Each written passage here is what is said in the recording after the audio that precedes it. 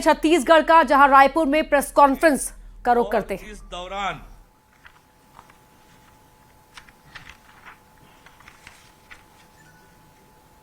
अयोध्या धाम जो है गंतव्य होगा, इसके साथ वाराणसी में एक दिन का रात्रि विश्राम, काशी विश्वनाथ मंदिर एवं कॉरिडोर तथा गंगा आरती का दर्शन का लाभ भी यात्रियों को मिल सकेगा और इसकी तैयारी हमारी सरकार ने प्रारंभ कर दी है।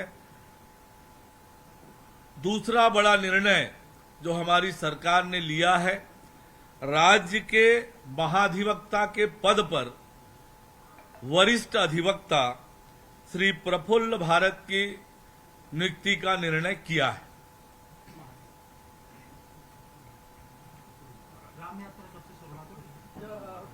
पच्चीस जनवरी से प्रफुल्ल भारत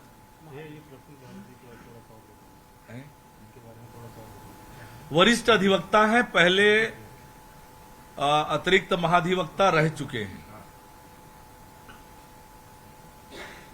दिल्ली भी जा रहे हैं आप?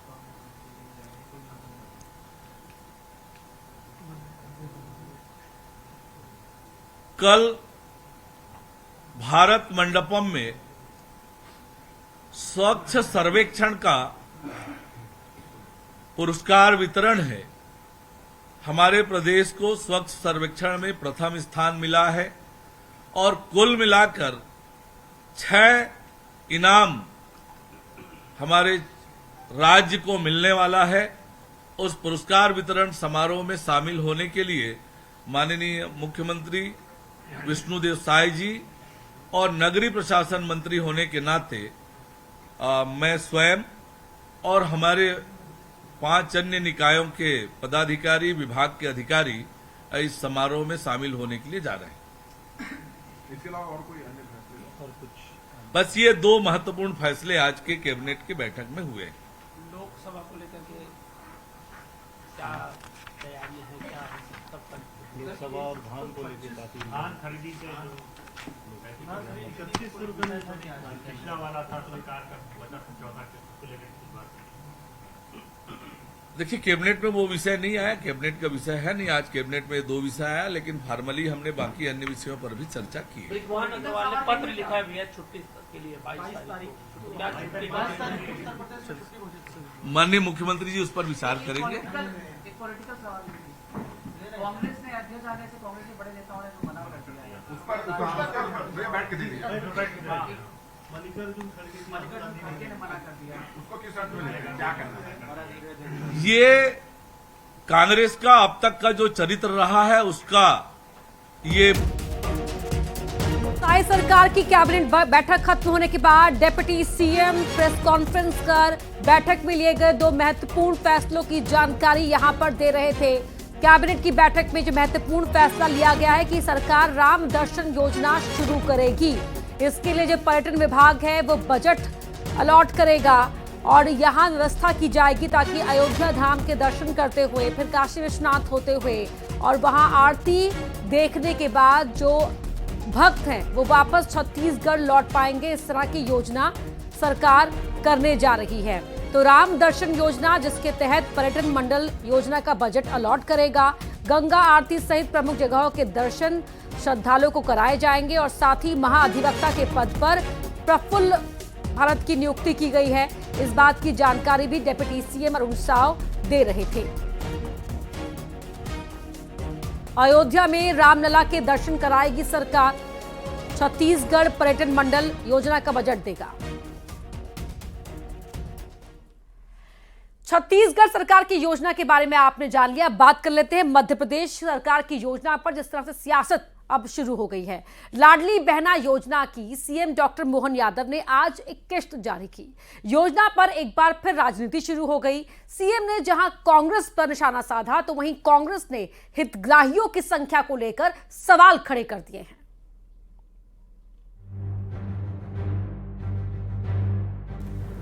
नई सरकार बनने के बाद लाडली बहना योजना की पहली किश्त मुख्यमंत्री डॉक्टर मोहन यादव ने सिंगल क्लिक के जरिए जारी की।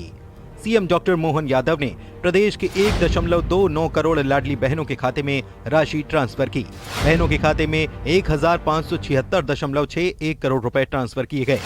12 पेंशन स्कीम के हितग्राहियों को भी रुपए ट्रांसफर किए गए। 56 लाख हितग्राहियों के खाते में 341 करोड़ ट्रांसफर किए गए। सीएम मोहन यादव ने कांग्रेस को भी आड़े हाथों लिया। उन्होंने कहा कि सरकार योजना की राशि दे रही है तो कांग्रेस को दिक्कत हो रही है। अब सरकार राशि डाल रही है और पता नहीं कांग्रेस के लोगों को पेट में दुखता, दे ही नहीं सकते। जब आज देते दिख रहे थे, अब की देरी अगली बार नहीं देंगे। मैंने तुम उम्मीद में बैठे हो, हर बार देते रहेंगे, तुम्हारे पेट में ऐसे ही दुखता रहेगा। तुमने तो कभी दी नहीं, तुम दे सकते भी नहीं हो, लेकिन देने वालों को ऊपर उंगली उठाते हो।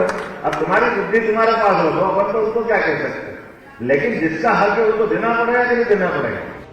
एक तरफ सीएम ने लाडली बहनों को सौगात दी, दूसरी तरफ कांग्रेस ने संख्या को लेकर सवाल उठाए। नेता प्रतिपक्ष ने सोशल मीडिया एक्स पर लिखा, नई सरकार ने घटाई 2 लाख लाडली बहना, झूठे विज्ञापनों की सच्चाई, कर्ज का बोझ नहीं ढो पा रही विज्ञापन से बनी बीजेपी सरकार, बहनों से झूठ बोलकर वोट ले लिए, अब उन्हीं में से 2 लाख बहनों की छटनी कर दी। 2 लाख तो नई सरकार बनते ही घटा दी। सरकारी विज्ञापन इसका प्रमाण है, जनता खुद देखे। उमंग सिंघार, नेता प्रतिपक्ष। उमंग सिंघार के सोशल मीडिया पर पोस्ट के बाद बीजेपी ने इस पर पलटवार किया, तो वहीं कांग्रेस ने पोस्ट को सही ठहराया। उमंग सिंघार जी, आप मध्य प्रदेश के करोड़ों करोड़ मतदाताओं के मत को क्या अपमानित करने का काम कर रहे हैं? आप कह रहे हो विज्ञापन से सरकार बनी। हमने तो अभी तक सुना, पूरे देश ने तो ये जाना है कि मतदाताओं के मत से सरकार बनती है।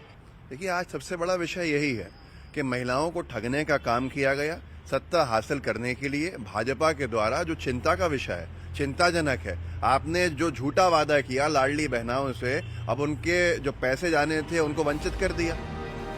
लाडली बहना योजना ने विधानसभा चुनाव की जीत में बीजेपी के लिए बड़ी भूमिका अदा की।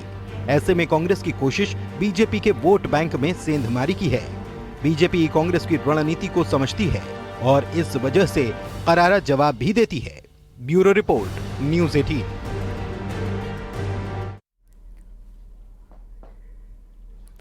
उधर कांग्रेस के प्रदेश अध्यक्ष जीतू पटवारी ने कर्ज को लेकर सरकार पर निशाना साधा है। जीतू पटवारी ने कहा कि शिवराज सिंह ने 10 साल में व्यापम दिया, घोटालों ने प्रदेश को कर्जदार बना दिया। तो उधर बीजेपी विधायक मनोज पटेल ने पलटवार करते हुए कहा कि दिग्विजय सिंह सरकार में कर्ज लेकर करप्शन किया जाता था, बीजेपी सरकार ने कर्ज लेकर विकास किया है।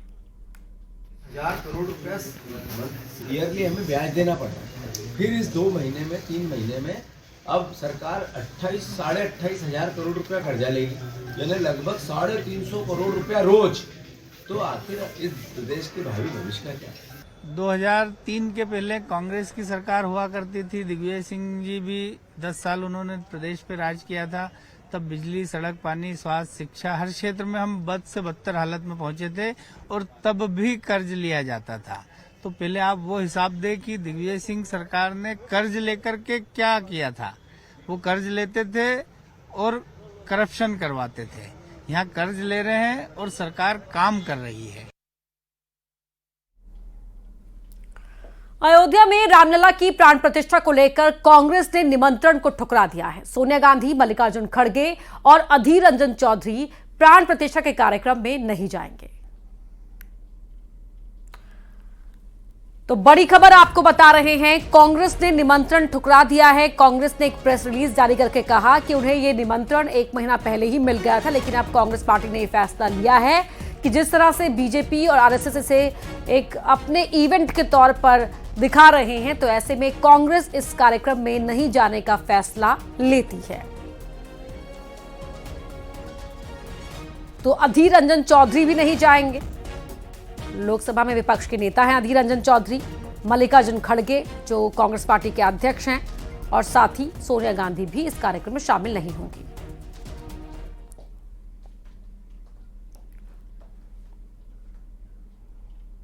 वहीं केंद्रीय मंत्री स्मृति ईरानी ने कांग्रेस पर बड़ा हमला बोला। कहा कि कांग्रेस का राम विरोधी चेहरा एक बार फिर सामने है। ये कोई हैरानी की बात नहीं है। स्मृति ईरानी ने कहा कि कांग्रेस ने रामलला के अस्तित्व पर हमेशा से ही सवाल उठाए हैं। ऐसे में कांग्रेस का ये फैसला कि वो प्राण प्रतिष्ठा कार्यक्रम में शामिल नहीं होगी, हैरानी वाला फैसला नहीं है।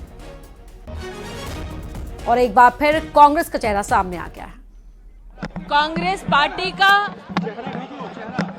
प्रभु राम विरोधी चेहरा राष्ट्र के सम्मुख प्रस्तुत हो चुका है। यह आश्चर्य की बात नहीं कि सोनिया जी के नेतृत्व में जिस पार्टी ने कोर्ट में दस्तावेज दिया था कि भगवान राम का कोई अस्तित्व नहीं, उस कांग्रेस पार्टी के नेतृत्व ने पुण्य अयोध्या धाम में राम मंदिर में प्राण प्रतिष्ठा के आमंत्रण को ठुकराया। सभी राम भक्तों के लिए ये क्षण धर्म की दृष्टि से, आस्था और विश्वास की दृष्टि से एक पुण्य क्षण है। वहीं भिंड में राम मंदिर के निर्माण के सवाल पर कांग्रेस के प्रदेश अध्यक्ष जीतू पटवारी ने कहा कि ताले राजीव गांधी ने खुलवाए थे और कांग्रेस पार्टी हमेशा ही कोर्ट के फैसलों का सम्मान करती रही है, जबकि तब बीजेपी ये कहती थी कि आस्था का कोर्ट से क्या वास्ता। तो वहीं बीजेपी ने जीतू पटवारी के बयान पर पलटवार किया। मंदिर का सवाल है, इसमें कांग्रेस के स्टैंड का सवाल है। कांग्रेस पार्टी में तो संविधान सर्वोपरि है, तो संविधान ने जो कहा वो कांग्रेस पार्टी ने हमेशा उसका सम्मान किया। हजारों हमारे नेताओं के, हमारे प्रधानमंत्रियों के, हमारे उस समय के कांग्रेस के वरिष्ठ जो पार्टी के अध्यक्ष हैं, अलग अलग समय पे राष्ट्रीय अध्यक्षों के हजारों बयान, लाखों बयान मिलेंगे। कांग्रेस के प्रदेश अध्यक्ष जी, पहले तो मैं आपको ये बता दूं कि आपको इस राम मंदिर पे बोलने का अधिकार ही नहीं है कांग्रेस को, क्योंकि ये वही कांग्रेस है जिसने कोर्ट में शपथ पत्र पेश किया था कि राम काल्पनिक है, कहानी के पात्र है। तो आपको उस समय राजीव गांधी ने ताले नहीं खुलवाए थे, कोर्ट ने ताले खुलवाए थे, और आपके लिए तो ये काल्पनिक है। आप कहाँ इस चक्कर में पड़े हो। वहीं भोपाल आंचल शेल्टर होम पर बुलडोजर चल सकता है। अवैध रूप से चलाए जा रहे इस शेल्टर होम पर धर्मांतरण के भी आरोप हैं। अब फॉरेन फंडिंग के एंगल की जांच भी शुरू हो गई है। आंचल शेल्टर होम पर शिकंजा कसने लगा है। प्रारंभिक जांच में पता चला है कि शेल्टर होम गरीब परिवारों की बच्चियों को टारगेट करता था। कहा यह जा रहा है कि हॉस्टल में लाए जाने के बाद बच्चियों को ब्रेन वॉश किया जाता था, फिर धर्मांतरण। इसे लेकर शेल्टर होम के स्टाफ के बयान पुलिस रिकॉर्ड कर रही है। साथ ही शेल्टर होम को जर्मनी से फंड मिलने की भी बात सामने आई है। फंडिंग के तार भी पुलिस खोज रही है। शेल्टर होम जो था उसमें हम लोगों ने, आपको पता है कि बच्चियों को उनके माता पिता को सुपुर्द कर दिया। 2 बच्चे छिंदवाड़ा की थी, वो CWC को वहाँ पे सुपुर्द कर दिया। हमने अभी डिफरेंट टीमें बनाई हुई हैं जांच के लिए, जिसमें उनकी बिल्डिंग परमिशन की जांच, फंडिंग की जांच या दूसरे पहलुओं की जांच, उसको हमने हर एंगल से जांच के लिए दिया है। और यह आरोपी गिरफ्तार हो चुका है, तो ऐसा नहीं है वो बाहर हो, तो इसलिए जो है अब बाकी जो भी जांच रिपोर्ट आएगी उसके अनुसार। सर और भी लोग हैं क्या अकेला मैथ्यू ही सब? नहीं देखिए, नहीं अभी तो मैथ्यू का नाम है, उससे पुलिस पूछताछ करके करेगी कार्रवाई। शहर के जो दूसरे शेल्टर होम हैं, छात्रावास हैं, दिव्यांग जनों के हॉस्टल हैं, सभी की हमने कहा है कि एक बार पूरी जांच करेंगे। आंचल शेल्टर होम से जुड़े विवाद की बात करें तो क्या है आंचल बाल गृह मामला। NCPCR के अध्यक्ष ने किया था औचक निरीक्षण। आंचल बाल गृह का किया था औचक निरीक्षण। छात्रावास के रजिस्टर को किया था चेक। रजिस्टर में कुल 68 बच्चों की थी एंट्री। 26 बच्चियां हॉस्टल से मिली थी गायब। प्रियंक कानूनगो ने मुख्य सचिव को लिखा पत्र। मामले में जांच के बाद बड़ा खुलासा।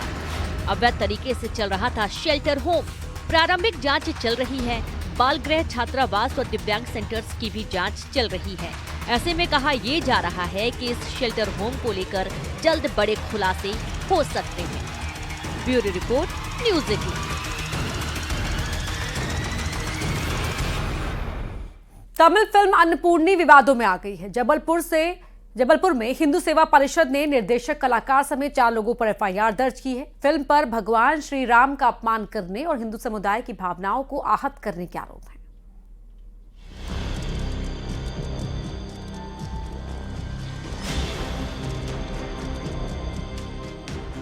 OTT प्लेटफॉर्म पर रिलीज हुई फिल्म अन्नपूर्णी विवादों में आ चुकी है। साउथ एक्ट्रेस नयनतारा के लीड रोल वाली फिल्म को लेकर जबलपुर में केस दर्ज कराया गया है।